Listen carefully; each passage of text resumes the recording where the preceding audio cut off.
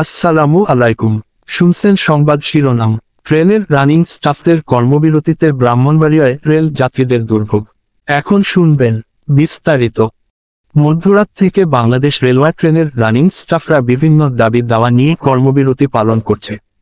ফলে রেলপথে সব ধরনের ট্রেন চলাচল বন্ধ রয়েছে। এতে ব্রাহ্মণবাড়িয়ার রেলপথের সকল যাত্রীরা চরম দুর্ভোগের মধ্যে পড়েছেন। সকাল থেকেই যাত্রীরা রেল স্টেশন এসে ট্রেন না পেয়ে বাড়ি ফিরে যাচ্ছেন, আবার অনেকেই বিকল্প পথ হিসেবে সড়ক পথকে বেছে নিচ্ছেন। রেল স্টেশনে আসা বেশ কয়েকজন যাত্রী জানান, ট্রেনে যাওয়ার জন্য কয়েকদিন আগে থেকেই টিকিট কেটেছিলেন তারা। গত মধ্যরাত থেকে কর্মবিরতি বিষয়টি জানতে না পেরে অনেকেই রেল স্টেশন এসে পুনরায় বাড়িতে চলে যাচ্ছেন। আবার অনেকেই জরুরি কাজে যাওয়ার জন্য বিকল্প হিসেবে সড়ক পথে যাচ্ছেন। তবে অনলাইনে টিকিট কাটা যাত্রীদের টাকা ফেরত পেতে ভোগান্তির শিকার হতে হচ্ছে। যাত্রীদের দাবি, দ্রুত এই সমস্যার সমাধান করে যাত্রীদের দুর্ভোগ লাঘব করতে সংশ্লিষ্ট কর্তৃপক্ষ উদ্যোগ নেবে।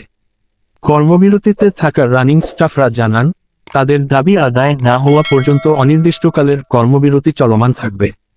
উল্লেখ্য, ব্রাহ্মণবাড়িয়া থেকে প্রতিদিন ঢাকা, চট্টগ্রাম, সিলেট, কুমিল্লা, ফেনীসহ বিভিন্ন গুরুত্ব অঞ্চলে 5 থেকে 6 হাজার যাত্রী যাতায়াত করে থাকে।